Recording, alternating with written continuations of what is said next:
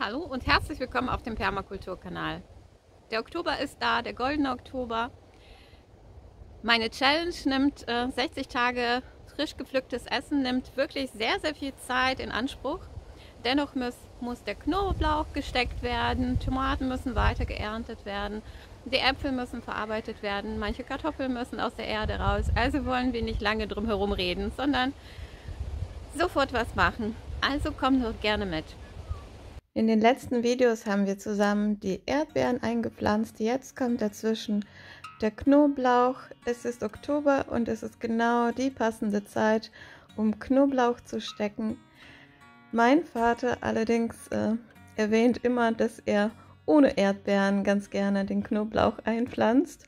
Ich habe natürlich die Idee, nach dem Permakulturprinzip so verdichtet alles einzupflanzen und so kombiniert, dass ich mehrere Ernten dann einfahre.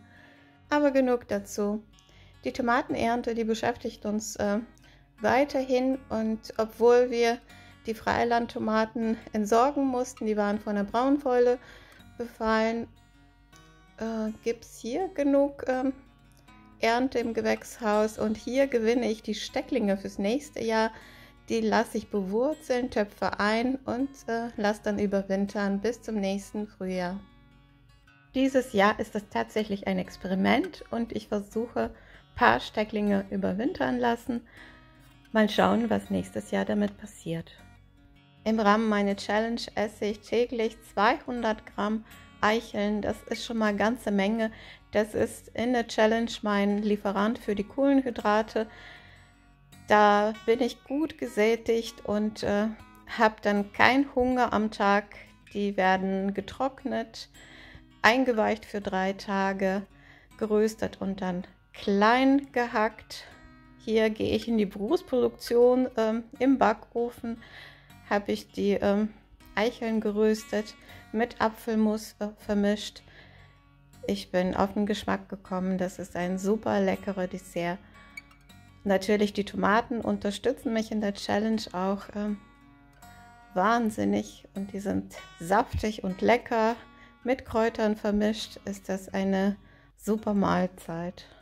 Vor 3 Wochen habe ich Brechbohnen fermentiert mit 10%igen Salzlake, und jetzt habe ich daraus die Suppe gekocht. Die schmeckt auch ein bisschen anders, also die fermentierten Bohnen schmecken etwas anders als dann blanchiert und eingefroren. Aber das ist auch eine gute Idee für die Bevorratung. Jetzt ist natürlich auch die Zeit für die Trockenbohnenernte. Ein Teil verzehren wir und ein Teil lassen wir fürs nächste Jahr als Saatgut. Zwischen den Bohnen wuchsen auch ein paar Kürbispflanzen, zum Beispiel hier in meinem Vertikalgarten ein Hokkaido-Kürbis. Sie werden jetzt auch nach und nach beerntet. Die Pflanzenreste lasse ich als eine Mulchschicht auf dem Boden liegen. Letztes Jahr machte ich eine Beobachtung. Bei frostigen Tagen war die Bodenschicht unter der Mulchschicht überhaupt nicht gefroren. Ich denke mal, das ist toll, auch für Bodenlebewesen. Gerade in der Challenge versuche ich jetzt ganz viele Nüsse zu essen, verarbeite die auch mit Apfelmus als so eine Art Müsli, und die frische Kräuter, wie zum Beispiel Zwiebeln, Petersilie, Basilikum, die gibt es noch genug gerade. Meine Bohnen habe ich erst nach dem 3. Tag alle geerntet. Das war sehr viel Arbeit. Und die habe ich mir einfach aufgeteilt. Ich bin ein sehr gemütlicher Mensch, und wenn es von der Arbeit viel ist, dann gönne ich mir auch eine Pause und hetze nicht rum. Diese Woche probierte ich auch Kombucha-Scooby anzubraten. Ja, das war weniger anbraten, sondern mehr im Wasser andunsten, weil ich kein Öl benutze im Rahmen der Challenge. Ich habe mir ein paar Tage den Gedanken gemacht darüber, mache ich das nicht. Aber ich habe im Netz gelesen, das kann man tatsächlich essen, also warum nicht? Und ja, das hat säuerlich, aber auch gar nicht so schlecht geschmeckt. Obwohl ich komplett Scooby entfernt habe aus dem Kombucha-Glas, hat sich nach 3 Tagen neuer Film gebildet. Nächste Woche möchte ich die Trockenbohnen kochen und vielleicht in Frischsalat verarbeiten, auch so als Eiweißlieferant. Diese Saison ist fast vorbei. Interessant dabei ist Saatgutgewinnung und die Planung fürs nächste Jahr, für die nächste Saison ist schon im Gange. Das macht Freude, das macht gute Laune, obwohl die Tage etwas kälter werden.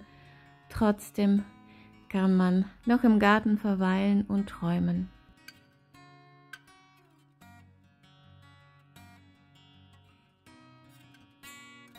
Viele Kartoffelplätze sind jetzt beerntet und es ist Zeit für eine neue Kultur.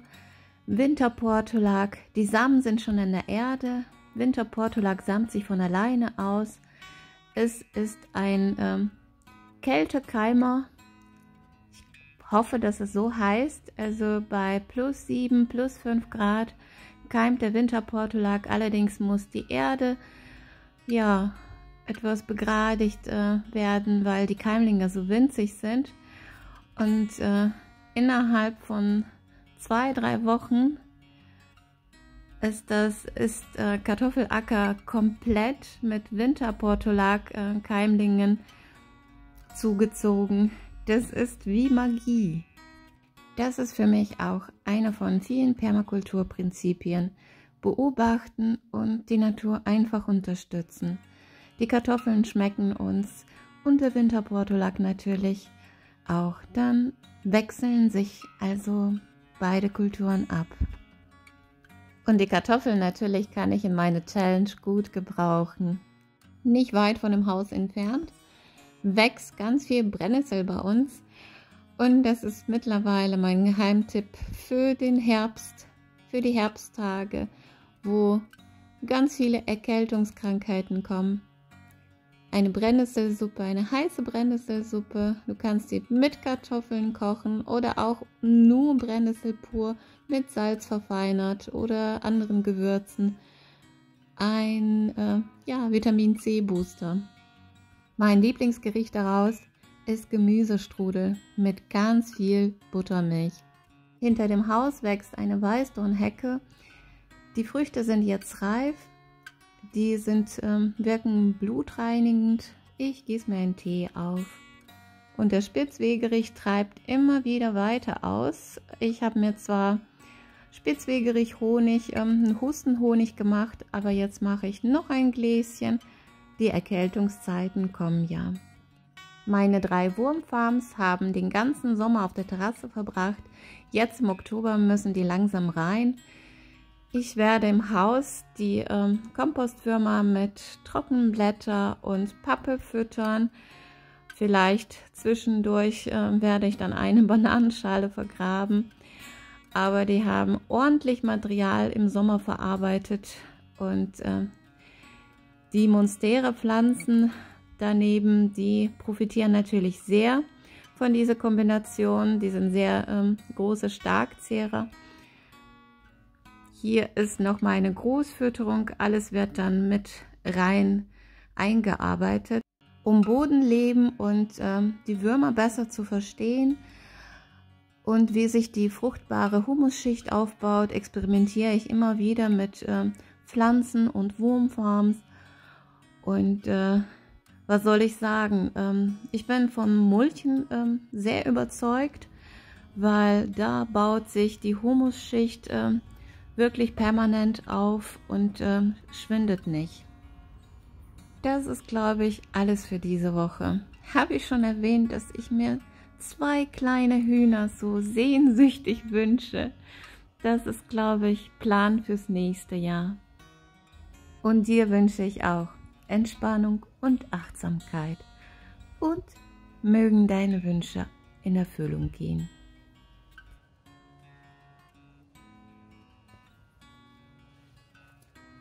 Und möchtest du meine Experimente weiter mitverfolgen, dann abonniere gerne den Kanal.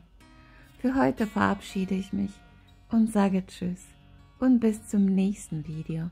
Ach, übrigens, Daumen nach oben kannst du mir auch geben. Und natürlich, wenn du möchtest, meinen Kanal abonnieren.